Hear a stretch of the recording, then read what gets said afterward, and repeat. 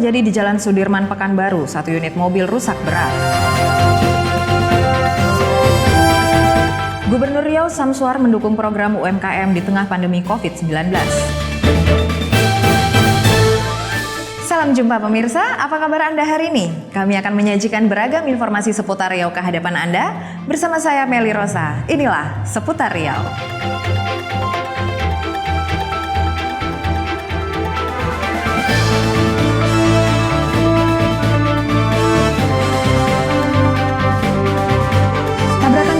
Terjadi di Jalan Sudirman, Kota Pekanbaru, Jumat pagi. Dalam kecelakaan ini, 3 kendaraan mengalami kerusakan dan 1 unit mobil rusak parah.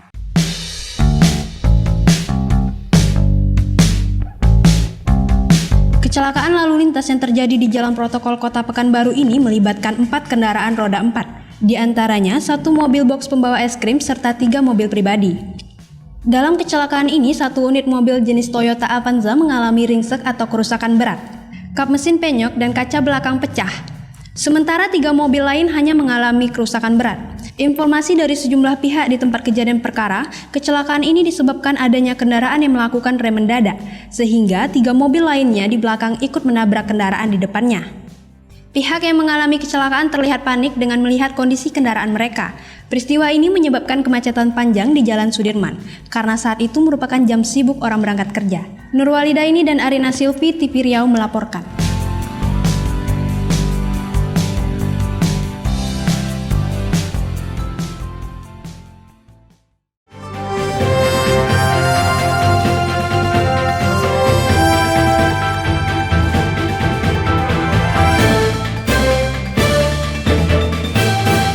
Gubernur Riau Samsuar melakukan percobaan atau test drive terhadap motor listrik. Karya anak bangsa ini dinilai ramah lingkungan serta hemat energi.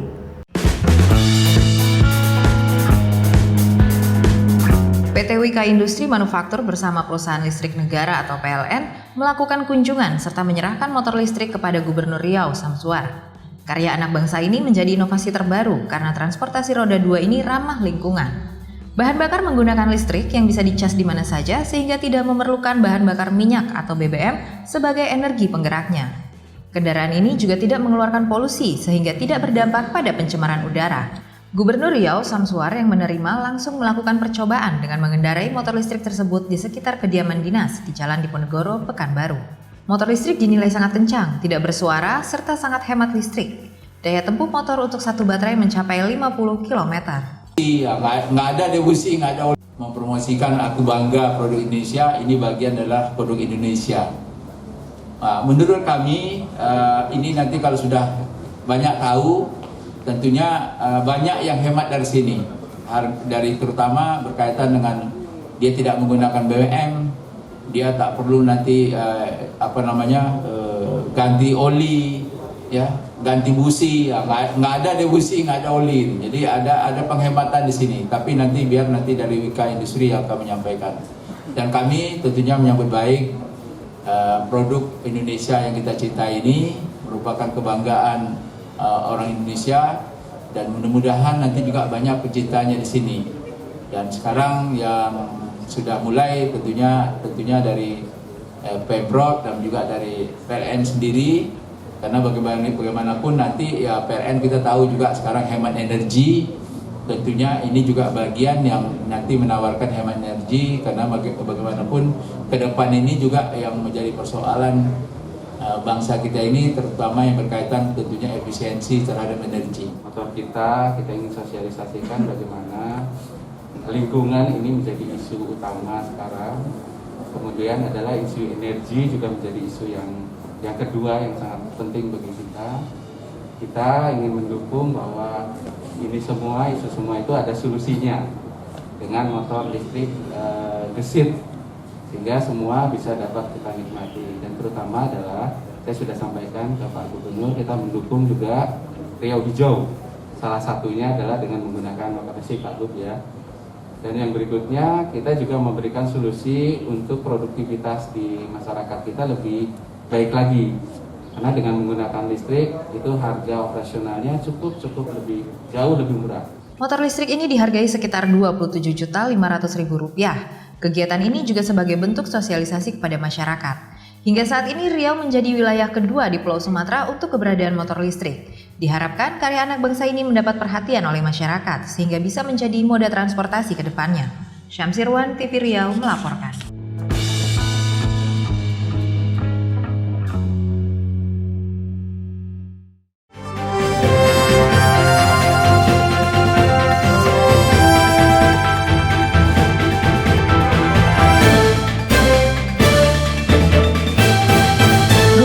Meninjau langsung pelaksanaan program pasar offline UMKM di halaman belakang Gedung 9 lantai Gubernuran.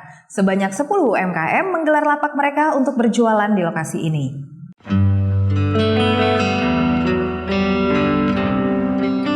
Dukungan terhadap peningkatan omset bagi UMKM di Riau ditunjukkan Gubernur Riau Samsuar ketika mengunjungi stand UMKM di 2 titik, yakni di belakang Gedung 9 lantai Gubernuran serta di halaman Dinas Ketenagakerjaan Jalan Pepaya Pekanbaru.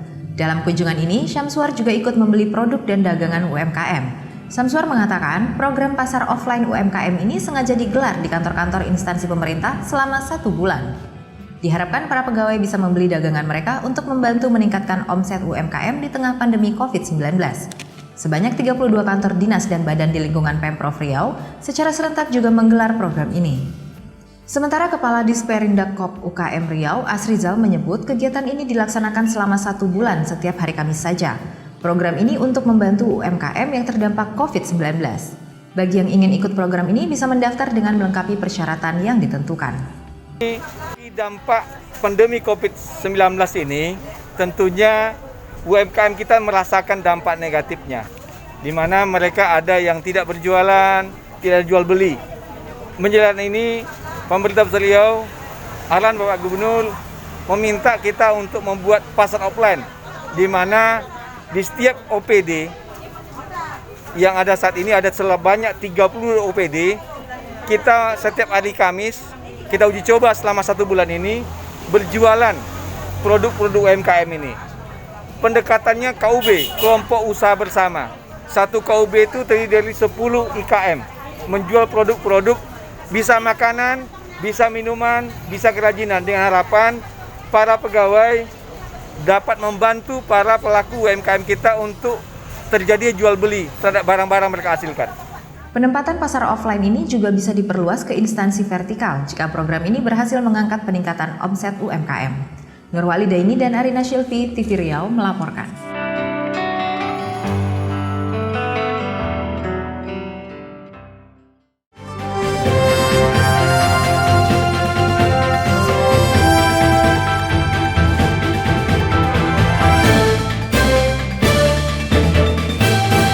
Baik pemirsa, jangan kemana-mana, kami akan kembali setelah jeda berikut ini.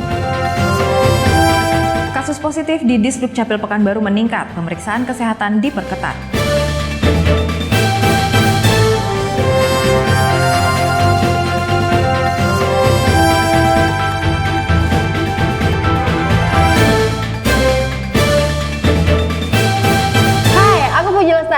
MC profesional Pekanbaru. Sekarang kita lagi ada di What's on My Back with TV Riau. Yeay, tolong tepuk tangannya.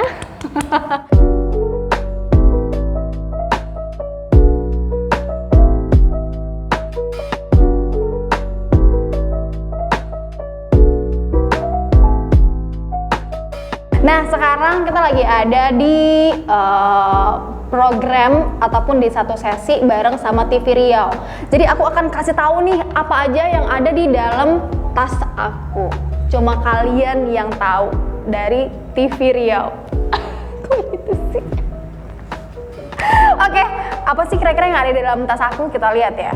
Yang nggak pernah ketinggalan itu adalah, karena kita sekarang lagi COVID-19, nggak boleh ketinggalan, itu adalah masker. Tara, mohon maaf, ini maskernya emang warnanya kayak gini bukan karena nggak dicuci, oke? Terus kemudian ada yang nggak pernah ketinggalan, ada dompet kartu, isinya banyak banget, ada KTP, ada ATM, ada SIM, ada kartu kredit, dan juga ada nomor kamu. Terus juga yang selanjutnya ada kunci mobil, biasa ya. Ini kalau misalnya ada yang mau ganti ininya boleh langsung japri ke aku ya. Terus juga ada duit cash. Nah, nih nggak banyak-banyak, duit cashnya dikit aja. Oke, itu dia untuk isi tas aku. Cuma kamu yang bisa lihat. Jangan lupa nonton TV Riau, nonton TV aja.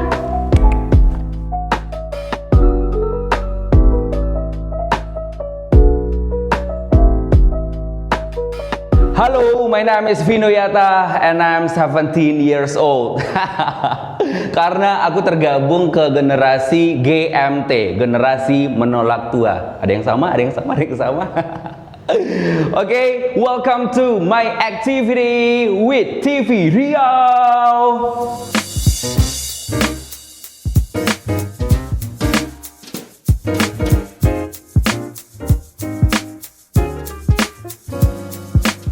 So, kalau kita ngomongin masalah activity, ini beneran ngomongin activity. Ini ya, ngomongin activity. Kalau ngomongin activity ini jatuhnya aku bakal banyak jualan loh, nggak apa-apa ya. Oke, aku seneng banget yang satu ini nih ya. Jadi di sesi kali ini, my activity. Banyak banget aktivitasnya, tapi kalau kamu mikir banyak aktivitas, banyak duit, belum tentu. My activity yang pertama, MC profesional. Kemudian, punya sekolah MC dan juga public speaking di Yata Talk, kemudian punya Mansiro Wedding Organizer. So kalau misalkan ada yang mau merit, mau wedding di rumah, di gedung, semuanya boleh hubungin Mansiro Wedding Organizer. Kemudian aku juga suka banget olahraga ya, walaupun badan aku tidak seperti atlet-atlet ya. Aku suka banget badminton, aku suka banget nge-gym, suka banget berenang, pokoknya everything about sport ya. Ya, aku suka banget traveling, aku suka jalan-jalan menghilangkan stres yang luar biasa. Kalau misalkan ditanya nih destinasi favorit, aku suka everything about nature ya, yang berbau alam aku suka banget, mulai dari Bali, kemudian pegunungan, Bukit Tinggi aja aku suka banget loh. Oh iya, ada satu lagi. Karena pandemi ini aku juga sedang aktif di dunia YouTube sebagai content creator ya. Jangan lupa di subscribe, like, comment, dan juga tombol loncengnya. Mana tahu loncengnya bunyi ya. Jangan lupa Vinonesia Channel. Oke, thank you for watching. Nonton terus TV Riau, nonton TV aja.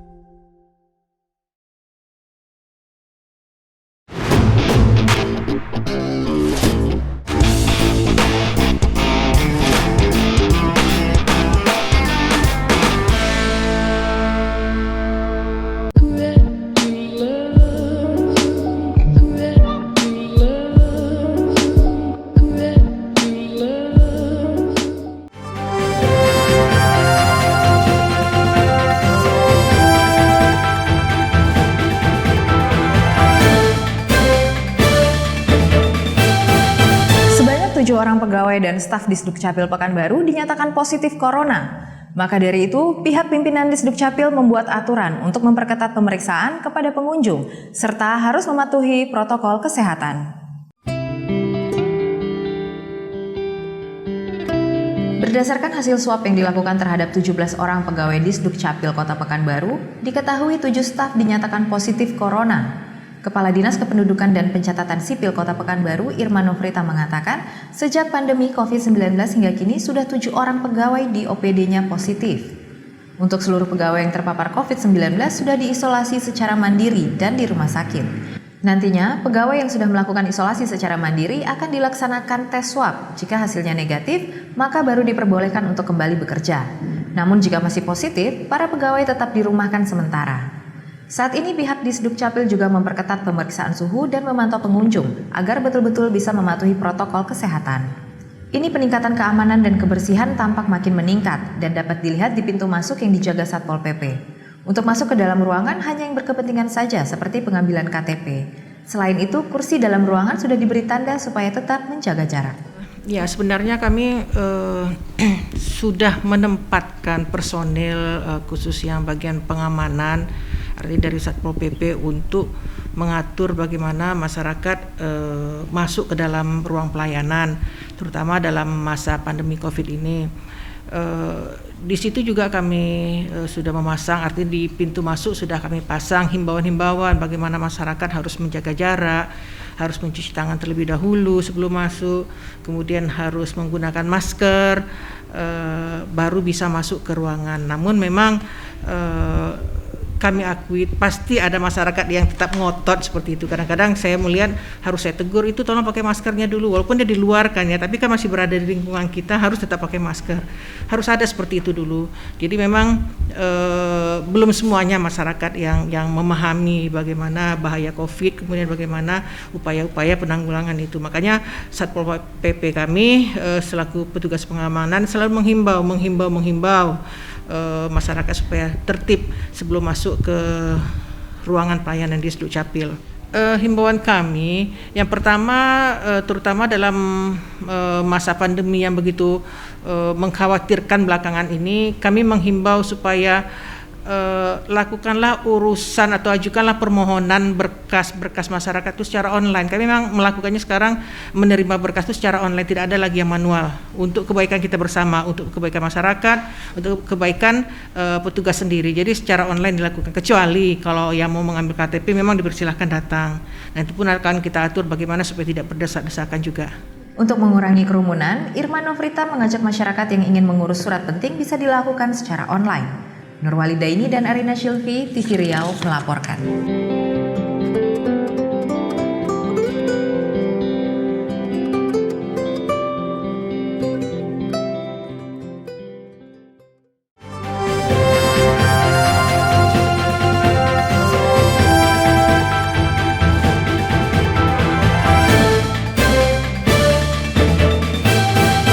Kasus COVID-19 di Lembaga Pemasyarakatan Perempuan dan Anak Kota Pekanbaru terus bertambah. Hingga saat ini terdapat sekitar 28 orang narapidana atau warga binaan yang tertular virus corona.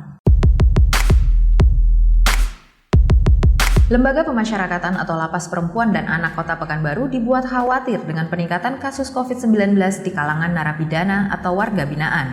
Hingga saat ini tercatat sekitar 28 orang warga binaan yang terpapar virus yang sudah menjadi pandemi di seluruh dunia. Proses isolasi mandiri dilakukan di dalam lapas dengan kondisi yang terbatas dan seadanya. Pengobatan juga hanya dilakukan sesuai gejala, di mana jika pasien COVID-19 mengalami demam, diberikan obat demam, atau jika mengeluhkan flu atau sakit kepala, diberikan obat terkait flu dan sakit kepala. Pihak lapas juga berharap kepada pemerintah untuk dilakukan swab tes massal agar kondisi warga binaan yang totalnya 319 diketahui kondisi kesehatannya. Sekitar 28 warga binaan yang terkonfirmasi positif COVID-19. Di belakang saya ini termasuk kamar-kamar isolasi. Kami menyediakan ada 5, di sini ada 3, di bagian depan ada 2 ruang isolasi. Keadaannya ada yang OTG, ada yang dengan penyakit pembawaan, ada juga sekarang dalam keadaan lemas, batuk pilek, pusing, demam, diare, bermacam-macam keluhan mereka. Untuk petunjuk itu kami berpedoman pada revisi 5, kemudian kami juga berkoordinasi dengan Kepala Puskesmas setempat dan beliau memberikan literatur revisi 5, kemudian kami mempedomai itu. Kemudian yang selanjutnya, karena keterbatasan sarana dan prasarana kami sementara hanya memberikan pengobatan berdasarkan gejala saja. Jadi apabila mereka ada yang mengeluh demam, kami berikan obat demam, mengeluh batuk pilek, kami berikan obat batuk pilek. Diketahui peningkatan kasus COVID-19 hingga menjadi klaster lapas perempuan dan anak berawal dari pegawai yang positif terpapar virus corona. Selanjutnya penularan sampai ke narapidana hingga semakin banyak. Syamsirwan, TV Riau melaporkan.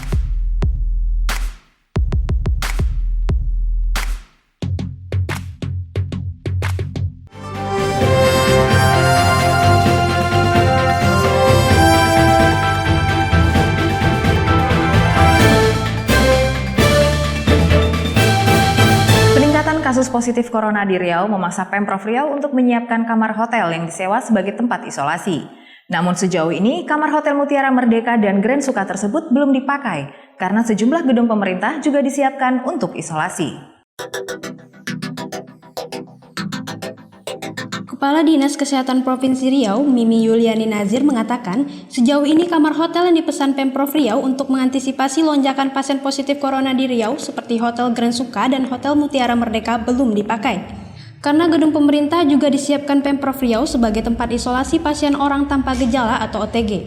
Gedung pemerintah Provinsi Riau yang disiapkan untuk OTG tersebut diantaranya Asrama Haji, Gedung Balai Latihan Kerja, dan Bapelkes Kecamatan Tampan.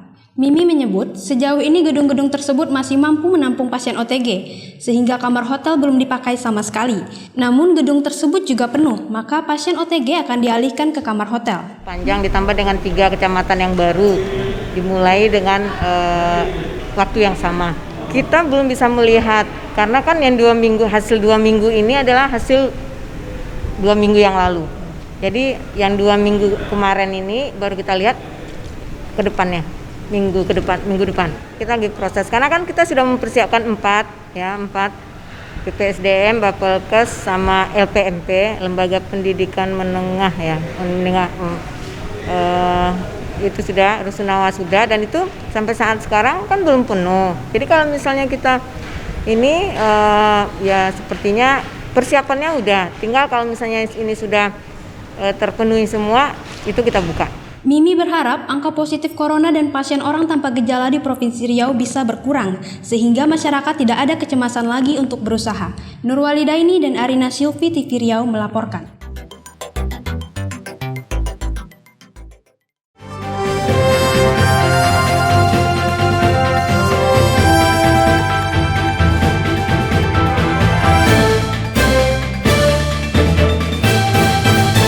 Sekaligus menutup jumpa kita kali ini. Saya Meli Rosa dan seluruh kru yang bertugas pamit undur diri. Saksikan kami di www.tvriau.com. Salam TV Riau.